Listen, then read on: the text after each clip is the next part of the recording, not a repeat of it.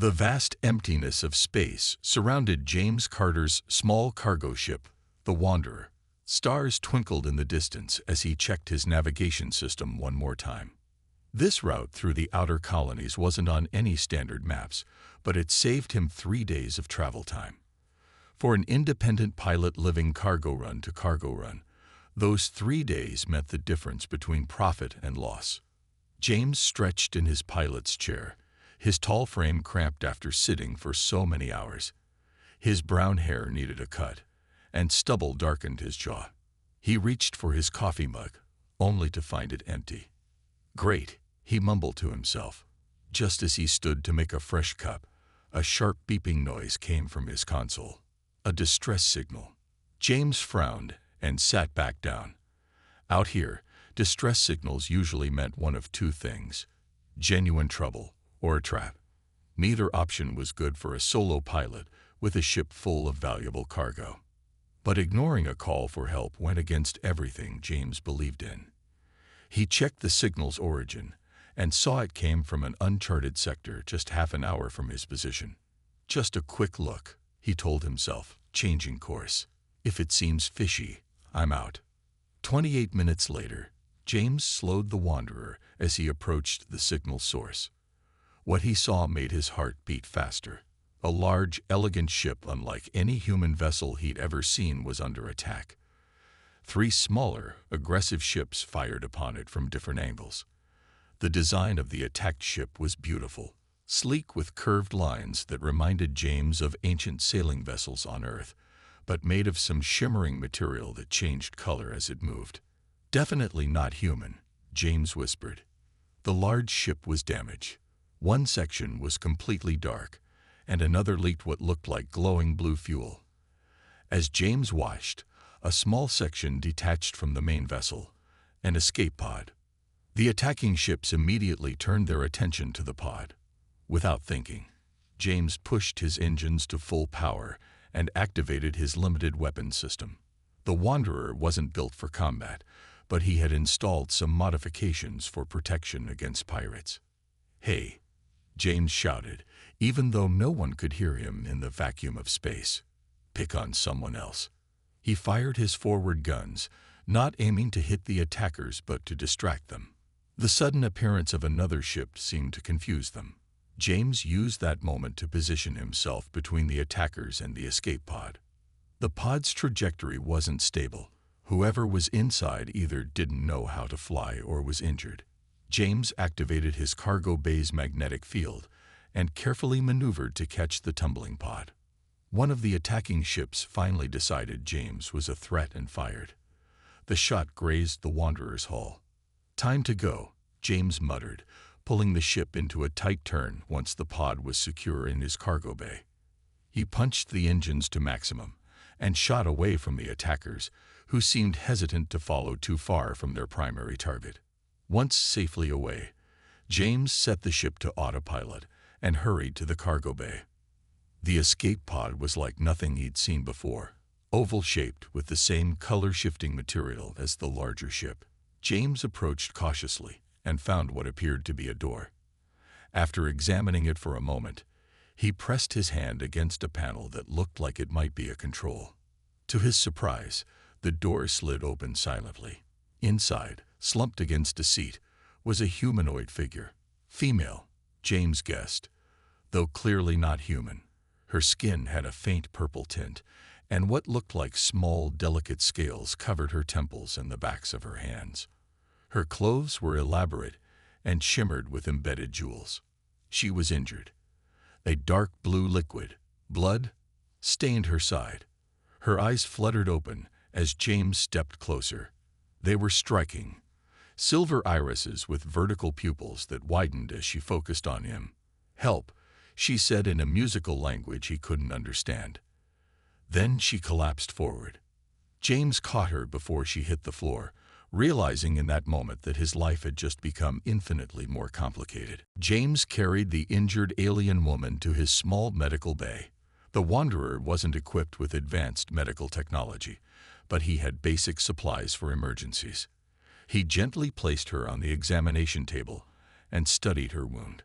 The blue blood had stopped flowing, but the injury looked deep. "I hope human medicine works on whatever you are," James muttered as he cleaned the wound with antiseptic. The alien winced but remained unconscious. As he worked, James kept glancing at her face. Despite the purple skin and delicate scales, she looked remarkably human. Her features were elegant: high cheekbones, a straight nose, and full lips. Her hair was silver, almost metallic, and flowed like liquid when he moved her. After bandaging her wound, James returned to the cockpit. He needed to put more distance between them and the attackers. The navigation system showed several nearby systems. He chose the densest asteroid field and set course. Asteroids would provide cover and make it harder for anyone to track them. 2 hours later, the alien woman woke with a gasp. James heard her moving and rushed back to the medical bay. "Easy," he said, holding his hands up to show he meant no harm. "You're safe." She backed against the wall, eyes wide with fear. She spoke rapidly in her musical language, gesturing at him, and then at the ship around them. "I can't understand you," James said slowly, "but I'm trying to help." The alien woman touched her side where James had bandaged her wound. She looked at him with confusion. "Yes, I helped you," James said, pointing to himself and then to her bandage. She seemed to understand. Her shoulders relaxed slightly. Then she straightened, standing taller. She placed a hand on her chest and said clearly, "Lyra." "Your name is Lyra?" James asked. He pointed to himself. "James." "James," she repeated, the name sounding different with her accent. A loud beeping from the cockpit interrupted them. James ran to check the warning system. 3 ships had appeared on the long-range scanner, approaching rapidly. "They found us," he said grimly. Lyra followed him to the cockpit. When she saw the scanner, her silver eyes widened. She pointed at the approaching ships and made a cutting motion across her throat. "Yeah, I get it. They want to kill you," James said. "But why?" Communication was difficult, but through gestures and drawings, Lyra managed to convey that she was important. Royalty, James guessed from the way she pointed to an imaginary crown on her head.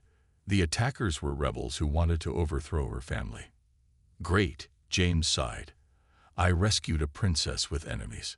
The rebel ships were closing in fast. James pushed the Wanderer's engines hard, diving into the asteroid field. The cargo ship wasn't built for this kind of maneuvering, but James wasn't an ordinary pilot. His years in the military had taught him tricks that most cargo pilots never learned. Lyra watched him with obvious amazement as he threaded the ship between massive rocks. One of the pursuing ships wasn't so lucky. It clipped an asteroid and spun out of control, crashing into a larger rock in a bright explosion. "1 down, 2 to go," James said with grim satisfaction. The remaining ships were more cautious but still in pursuit. James flew deeper into the field, where the asteroids were larger and closer together. The rebels followed, firing whenever they had a clear shot. A blast hit the Wanderer's rear shield. The ship shuddered. "We can't outrun them forever," James told Lyra, though he knew she couldn't understand his words. Lyra pointed at a large asteroid ahead, then made a hiding gesture. James understood immediately. "Good idea. We'll hide and let them pass." He cut the main engines and used only small thrusters to guide the ship into a deep crater on the asteroid's surface. Then he powered down everything except life support and essential systems. They waited in tense silence as the rebel ships searched. Minutes stretched into an hour. Finally, the scanner showed the enemy vessels moving away, continuing their search in another section of the field. James let out a breath he hadn't realized he was holding. Beside him, Lyra did the same. She turned to him, her silver eyes reflecting the dim emergency lights of the cockpit. She placed her hand on his arm and spoke softly in her language. Though he couldn't understand the words, the gratitude in her voice was clear. James nodded. "You're welcome, Princess, but I have a feeling This is just the beginning of our troubles. For 3 days, James kept the Wanderer hidden in the deep crater of the large asteroid. He used this time to repair the damage from the rebel attack and to figure out their next move. The ship's power remained at minimum to avoid detection, making the interior cold and dim. Lyra recovered quickly from her wound. James was surprised by her healing ability. What should have taken weeks was almost completely healed in days. She spent much of her time observing him as he worked, asking questions in her language that he couldn't understand. On the second day, Lyra found a blank tablet in the cargo hold and began drawing pictures to communicate. She drew her ship, the attackers, and what looked like a royal palace. Through these simple drawings, James learned that she was indeed a princess of a vast star empire called Australia. The rebels who attacked her were part of a group trying to end her family's rule. "So why were you traveling without guards?" James asked, pointing to her royal drawing and making a questioning gesture. Lyra drew herself in what appeared to be a diplomatic meeting. She had been on a secret peace mission, traveling with minimal security to avoid attention. The rebels had somehow learned of her journey and had set a trap. As nighttime approached on the third day, James kept Earth time on his ship. They sat together in the small galley, sharing a meal of reconstituted protein and dried fruit. The communication between them had improved. Lyra now knew several English words, and James had learned a few phrases in her musical language. "Star home," Lyra said, pointing to a bright star visible through the small viewport. "Australia. That's your home?" James asked, surprised. "It's not far from human space. How have we never met your people?" Lyra seemed to understand his question. She drew a line on her tablet, with humans on one side and her people on the other. Then she drew a wall between them. "Your people avoid us," James guessed. Lyra nodded. "Humans." She struggled to find the word, then drew a picture of a primitive tool. "Young." James chuckled. "You think we're too primitive to contact."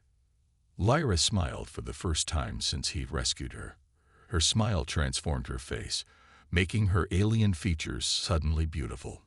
She nodded and pointed to the ship's systems, then made a gesture indicating something much more advanced. "Fair enough," James admitted. "I bet your ships are faster than light travel makes this old bucket look like a rowboat." He found himself telling her about his life, even though she could only understand parts of what he said. He told her about growing up on a frontier colony, joining the Earth military to see the stars, and eventually leaving when he became disillusioned with the politics. "I just wanted to be free," he explained. "No one telling me what to do or who to fight." Lyra listened attentively. When he finished, she placed her hand on his and spoke in her language. Though he couldn't understand the words, her tone conveyed understanding. She then pointed to herself and began to speak slowly. Using gestures and the few English words she knew, she told him about her life as a princess. From what James could gather, royal life was filled with rules and expectations. She had responsibilities to her people, but longed for more freedom. "Looks like we're both rebels in our own way," James said with a smile. Lyra seemed to understand the meaning, if not the exact words. She nodded and pointed first to him, then to herself, and brought her hands together, indicating their similarity despite coming from different worlds. As they sat together in the dim light of the powered-down ship, James realized something had changed between them. What had started as a rescue had become something more, a connection, a friendship forming across the vast differences of their species and cultures. The moment was interrupted by an alert from the cockpit. James rushed to check the scanner.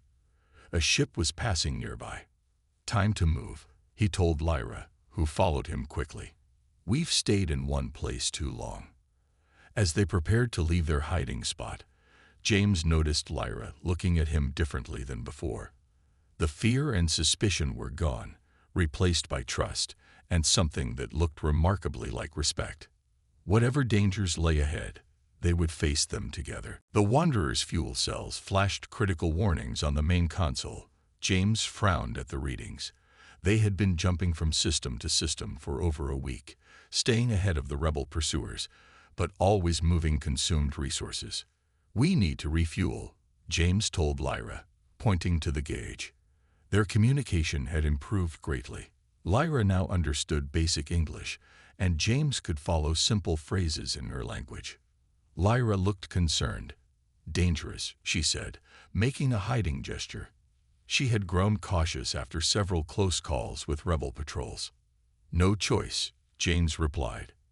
He pulled up a map of nearby systems. "This station might work. It's small, mostly used by independent miners." Not many questions asked.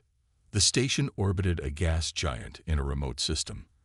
As they approached, James noted with relief that it appeared quiet, with only a few ships docked. He transmitted fake identification codes, something he'd done many times in his smuggling days, and received clearance to dock. "Stay here," he told Lyra once they were safely in the docking bay. "Keep the door locked. I'll get fuel and supplies." Lyra nodded, but looked uneasy. She touched the small translator device they had built together from parts in his cargo. "Bad feeling," she said, her silver eyes intense. "Be careful." James smiled reassuringly. "Always am, Princess." The station was dingy and poorly lit, typical of frontier outposts. James arranged for refueling and purchased essential supplies. Everything seemed normal, but he couldn't shake the feeling of being watched. As he headed back toward the docking bay, a group of rough-looking individuals blocked his path. Their leader, a tall woman with cybernetic implants visible on her neck, stepped forward. "James Carter," she asked with a cold smile. "Someone's paying good money to find you and your purple passenger." James dropped the supplies and reached for his blaster, but someone behind him struck first. Pain exploded in his back as a stun rod made contact. He fell to his knees, muscles spasming. "Check his ship," the woman ordered. "The princess has to be there." Through waves of pain, James realized the rebels had found them. Worse, they knew about Lyra. Fighting through the paralyzing effects of the stun rod, he activated the emergency communicator on his wrist. "Trap," he managed to gasp into it. "Run." In the Wanderer, Lyra received his message. She hesitated only briefly before rushing to the cockpit. Through the viewport, she could see armed figures approaching the ship. With shaking hands, she initiated the emergency departure sequence James had taught her. The ship's engines roared to life. Docking clamps disengaged with a violent shudder. Alarms blared throughout the station as the Wanderer pulled away without proper clearance. The rebels turned their attention to the escaping ship, firing wildly. Lyra guided the Wanderer out of the docking bay, her limited piloting skills barely sufficient. A warning shot from the station's defenses passed close by, but she pushed the engines to maximum and raced away.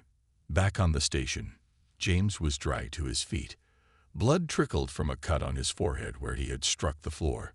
"Your princess is getting away," he said through gritted teeth, a smile forming despite the pain. The rebel leader struck him across the face. "It doesn't matter. We'll find her eventually." She grabbed his hair, forcing him to look at her. "And you're going to help us." "I'd rather die," James spat. "That can be arranged," she replied coldly. "But not before we get what we need." Two rebels dragged James down a dark corridor. His mind raced. He had no regrets about helping Lyra escape, but fear gnawed at him. Not fear of death. He had faced that many times, but fear for Lyra. Would she make it to safety? Did she know enough about flying to reach her homeworld? As they threw him into a small dark cell, one thought gave him comfort. He had programmed the emergency coordinates into the Wanderer's navigation system. If Lyra followed the plan, she would reach Australian space. In the cold cell, James touched his injured side and smiled grimly. The princess was safe, at least for now. Whatever happened to him next, he had accomplished that much. Somewhere in the vastness of space, the Wanderer carried Lyra toward home, its systems set to avoid detection. Alone in the cockpit, Lyra looked at the stars with determination in her silver eyes. "I will return for you, James," she whispered in her native tongue. "This, I swear." The grand hall of the Australian royal palace buzzed with urgent voices. Princess Lyra stood before the High Council, her silver hair braided with ceremonial gems that caught the light of the 3 moons shining through the crystal dome above. Though she had arrived home safely 2 days ago, this was her first formal audience with the council. "The human saved my life," she declared in her native tongue. Her voice echoed across the chamber. "Now he is captured by the rebels. We must rescue him." The oldest council member, Admiral Dren, rose from his seat. His scales had faded to pale blue with age, but his eyes remained sharp. "Your Highness," he said carefully, "while we appreciate your safe return, sending a rescue mission for a single human is not advisable. The rebels would expect it. We would risk more lives." Lyra's eyes flashed with anger. "This human risked everything for me, for Australia. He knew nothing of our world, yet he helped without question. Would you have us abandon him?" Murmurs spread through the council. The Australians had avoided contact with humans for centuries, considering them too unpredictable and warlike. Yet this human had protected their princess. Queen Ilara, Lyra's mother, raised her hand for silence. Unlike her daughter's passionate appeal, the queen's voice was calm but firm. "My daughter speaks with wisdom beyond her years," she said. "If we abandon those who help us, what does that say about our empire, about our honor?" The council chamber grew quiet. Honor was sacred to Australians. Furthermore, the queen continued, "This human now possesses knowledge of Australia. In rebel hands, that information could be dangerous." Admiral Dren nodded reluctantly. "What do you propose, Your Majesty?" "A small, elite team," the queen answered, "led by Princess Lyra herself." Gasps filled the room. Sending the princess back toward danger seemed unthinkable. Lyra stepped forward. "I know the human. I know where he was taken, and I owe him a life debt." In another part of space, James hung suspended in an energy field. His body ached from repeated questioning. The rebel leader, he now knew her as Commander Vex, paced before him. "The Australian defense systems," she demanded. "Tell me what the princess shared with you." James managed a weak laugh. "For the 100th time, she didn't tell me anything about defenses. We were too busy trying not to get killed by your friends." Vex signaled to her assistant, who increased the field's intensity. Pain shot through James's body. "Humans are supposed to be weak," Vex said, watching him struggle. "Yet you resist." "Sorry to disappoint," James gasped. Vex leaned close. "The execution is scheduled for tomorrow. Public. We'll broadcast it across all rebel channels. The princess's human pet, killed for Australian crimes." She left him alone in the pulsing energy field. Despite the pain, James found his thoughts drifting to Lyra. Had she reached home safely? Was she thinking of him at all?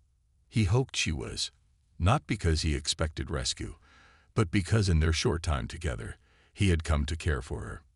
In the darkness beyond the rebel base, 3 Australian stealth ships dropped out of faster-than-light travel.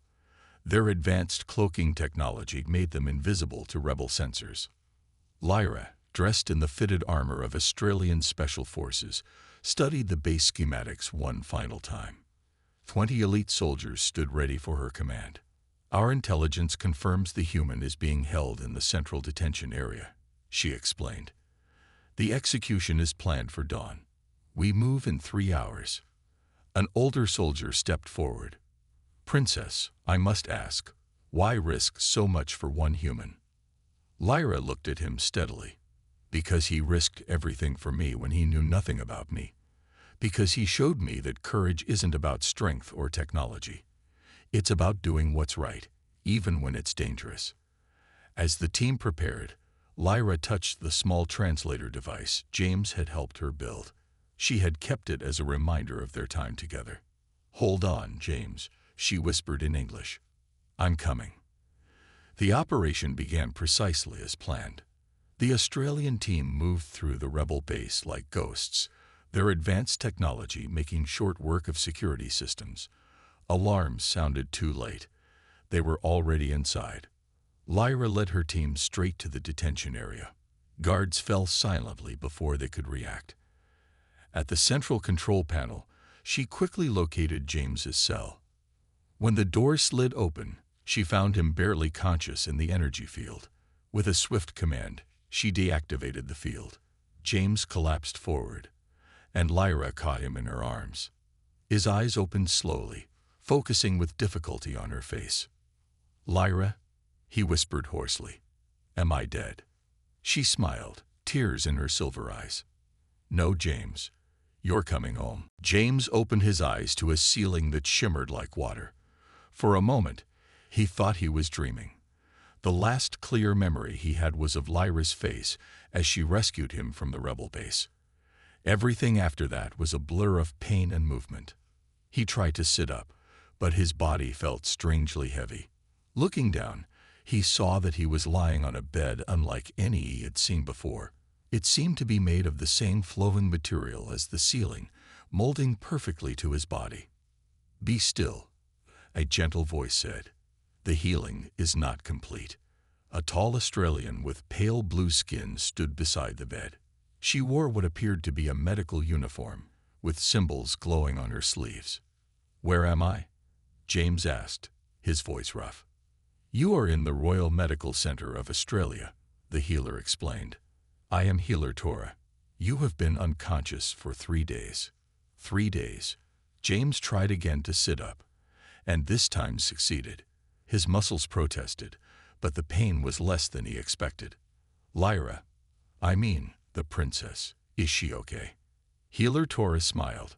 "Her Highness is well. She has visited you each day." She moved her hand over a panel beside the bed, and data appeared in the air, holographic displays of what James assumed were his vital signs. "The rebel interrogation methods caused significant damage to your nervous system, but our technology has repaired most of it." James looked down at his arms. The bruises and cuts were gone, leaving only faint silver lines where the worst injuries had been. "That's impressive," he said, examining the healed wounds. "It is standard treatment," Tora replied with a hint of pride. She touched another panel, and a door slid open. "I believe you have visitors." James looked up to see Lyra enter, accompanied by 2 older Australians wearing elaborate robes and jeweled circlets. Even without the royal finery, James would have recognized them as her parents. The Queen had the same silver eyes, while the King shared Lyra's distinctive facial structure. "James." Lyra rushed forward. "Protocol forgotten. You're awake." James tried to stand to greet the royal family properly, but his legs wouldn't cooperate. The King raised a hand. "Please, remain seated," he said in perfect English. "We come to thank you, not to disturb your recovery." "Your Majesties," James said, feeling oddly self-conscious in his simple medical gown. "I'm honored." The Queen approached his bed, her movements graceful and deliberate. "James Carter of Earth," she said formally. "You saved our daughter when you had no obligation to do so. You faced torture rather than betray her location. Australia owes you a debt that cannot be easily repaid." James glanced at Lyra, who was beaming at him. "Anyone would have done the same," he said. The King made a sound that might have been a chuckle. "That is where you are wrong, human. Few would risk their lives for a stranger, especially one from another world." Lyra stepped forward. "Father, may I explain to him?" The King nodded, and Lyra sat on the edge of James's bed. "The rebels were trying to start a war between our worlds," she told him.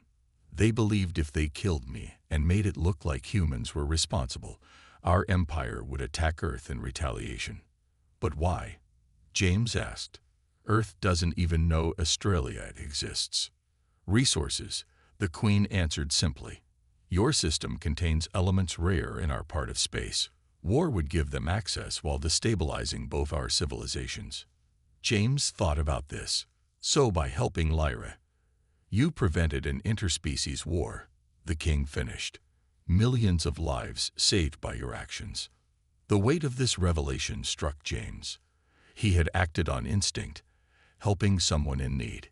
He never imagined the consequences would be so significant. Healer Torah appeared again at the doorway. "Your Majesties, the council has assembled as requested." The king nodded. "We must go now, but we will speak again soon." He looked directly at James. "When you are fully recovered, there will be a ceremony. You will receive the highest honor possible for an outsider." After the king and queen departed, Lyra remained. She took James's hand in hers, her expression serious. "There's something else you should know," she said softly. "According to our oldest traditions, when someone saves a royal life, they become bound to our house." "Bound?" James asked. "What does that mean?" Lyra's silver eyes met his. "It means that whatever honor my parents have planned for you, it's only the beginning of what's to come." She squeezed his hand. "Rest now. You'll need your strength for what lies ahead." As Lyra left the room, James settled back onto the strange, comfortable bed. Whatever this highest honor was, he had a feeling his life was about to change in ways he couldn't imagine. The Grand Hall of Australia shimmered under the light of 3 moons. Thousands of Australians filled the vast space, their scales glinting in various shades of blue and purple.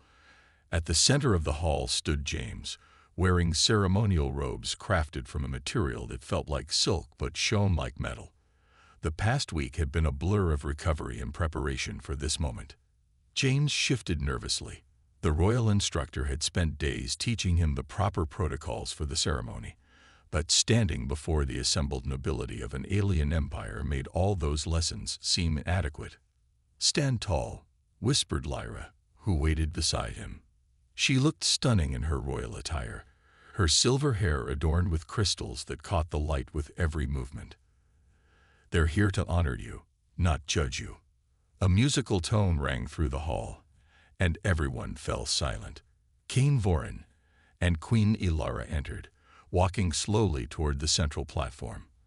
The crowd bowed in unison. James had expected to receive a medal, perhaps some valuable technology, to take back to Earth. Based on conversations with Lyra, he understood that the highest honor possible for an outsider was likely citizenship, already an unprecedented gesture, as Australians had never granted this to any non-Australian before. The king raised his hands, and his voice carried effortlessly through the hall. "Today we honor James Carter of Earth, who saved the heir to our throne and prevented a war that would have devastated both our worlds." The crowd murmured approval. The king continued, "In our 5,000 years of recorded history, no outsider has been granted what we offer today. But no outsider has ever shown the courage, loyalty, and wisdom of this human." James felt his heart race. What could be more significant than citizenship? The queen stepped forward, holding a small crystal orb that glowed with inner light. "James Carter, you entered our world as a stranger. You will leave it as family." Confused, James glanced at Lyra, who smiled encouragingly. "Kneel," she whispered. James knelt before the king and queen. The orb in the queen's hand pulsed brighter. "By ancient right of life debt and royal decree," the king proclaimed, "we adopt you, James Carter, into the royal house of Australia." A collective gasp swept through the crowd.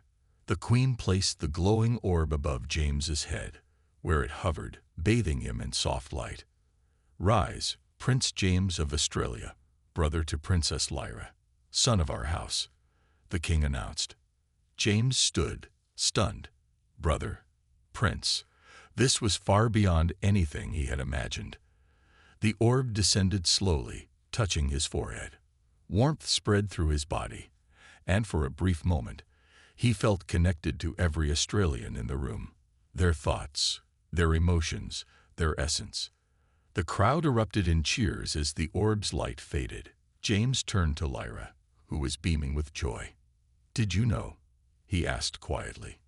"I hoped," she replied.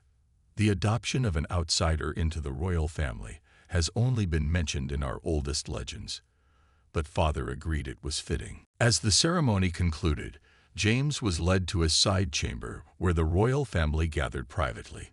The king approached him first. "You seem surprised by our gift," he observed. "I am," James admitted. "On Earth, I'm nobody special, just a cargo pilot with a questionable past." The queen smiled. "Yet when faced with danger, you showed the heart of royalty. That matters more than birth." An advisor entered, bowing deeply. "Your Majesties, the ambassadors from the outer systems await your response regarding the human territories." James looked up sharply. "Human territories?" The king nodded. "With your new status, you are uniquely positioned to serve as a bridge between our worlds. Earth knows nothing of us, but that cannot continue." The rebels' plot showed how dangerous ignorance can be. James understood then. This wasn't just an honor. It was a responsibility. As a prince of Australia and a human of Earth, he could help guide the first contact between their civilizations. "What will you choose?" Lyra asked softly. "You could return to Earth as a hero, revealing the existence of Australia, or remain here as my brother, helping prepare our people for eventual contact." James thought of his simple life aboard the Wanderer. He had always sought freedom among the stars, belonging nowhere. Now he was being offered belonging in two worlds. "Neither," he said finally, "or rather both. I'll split my time between worlds, learning your ways while preparing Earth for the knowledge that we're not alone." The king nodded approvingly. "The path of an ambassador." "The first ambassador," James corrected with a smile, "between humans and Australians." Later, standing on a balcony overlooking the capital city, James watched the three moons rise. Lyra joined him, leaning against the railing. "When I was captured," James said, "I never imagined this outcome." "The best rewards are the ones we cannot imagine," Lyra replied. Years later, historians would mark the rescue of Princess Lyra as the pivotal moment that changed the course of interstellar relations forever. And Prince James, the human who became Australian royalty, would be remembered as the bridge that united two civilizations across the vast emptiness of space.